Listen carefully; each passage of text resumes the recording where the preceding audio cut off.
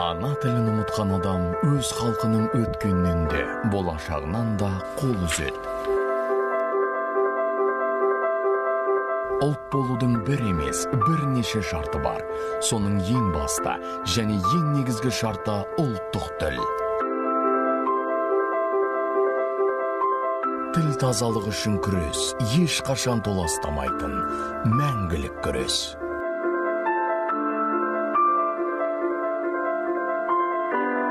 Ұлт үшін тілінен қымбат еш нәрсе жоқ. Ұлттық руханиятымыздың өзегі тіл.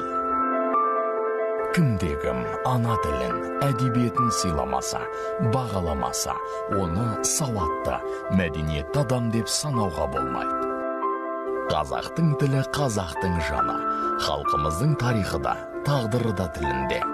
Қазақстан Республикасының президенті Қасым-Жомарт Кемелұлы Тоқаев.